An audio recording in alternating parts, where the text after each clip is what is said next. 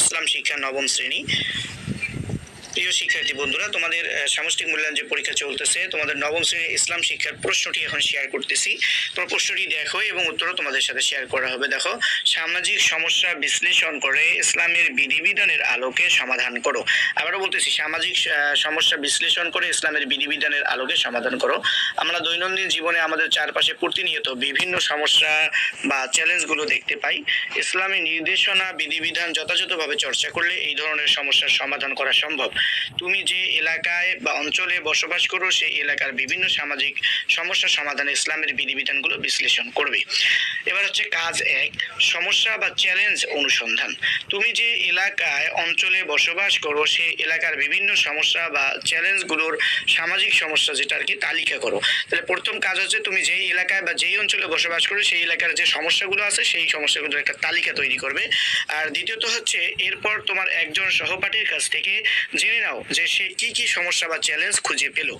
তুমি যে চ্যালেঞ্জগুলো পাবে বা যে সমস্যাগুলো পাবে সেটা একটা তালিকা করবে এবং তোমার এক বন্ধু বা তোমার এক সহপাঠীর কাছ থেকে তার যে চিন্তাধারায় যে সমস্যা বা চ্যালেঞ্জগুলো আছে সেগুলো সে কি খুঁজে পেয়েছে সেটাও তুমি জানবে এবং তারপরে একটা নমুনা ছক তৈরি করবে। এখানে দেখো তোমরা ছকটা দেখতেই পাচ্ছ, আমি যা খুঁজে পেলাম বা বন্ধু যা খুঁজে পেল, প্রথম বন্ধু যা খুঁজে পেয়েছে সেটা লিখবা, তুমি যা খুঁজে পেয়েছো সেটা লিখবা।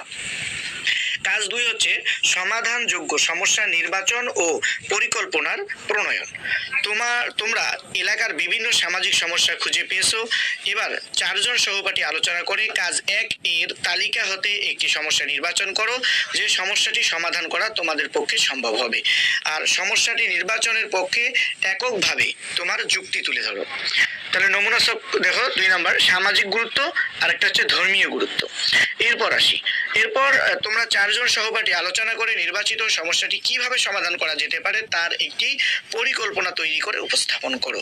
তো পরিকল্পনা এরকম হবে, নির্বাচিত সমস্যা বা চ্যালেঞ্জের নাম, তারপরে সমস্যা চ্যালেঞ্জটি সমাধানের উদ্দেশ্য, সময় বা মাস কতদিন লাগতে পারে এই সমস্যা সমাধান করতে সেটা, তারপরে কার কার সহায়তা প্রয়োজন, এই সমস্যা সমাধানের জন্য কার কার সহায়তা প্রয়োজন, তারপরে স্ব দায়িত্ব বন্টন, ইসলামের বিধিবিধান ও নির্দেশনার চর্চা বা প্রয়োগ, নৈতিক ও মানবিক। তো এই যে স্টেপগুলো এগুলোর অনুশীলন করতে হবে। তারপরে দেখো কাজ 3, প্রতিবেদন লিখি। 3 নম্বরে তোমার প্রতিবেদন লিখতে হবে, তোমার বিদ্যালয় বা এলাকার একটি ইতিবাচক উদ্যোগ চিহ্নিত করো, ইসলামের নির্দেশনা বিধিবিধান ও রীতিনীতি ইত্যাদির আলোকে ইতিবাচক উদ্যোগটির স্বরূপ উদ্যোগ গ্রহণের কারণ ও ফলাফল বিশ্লেষণ করে একটি প্রতিবেদন লেখো।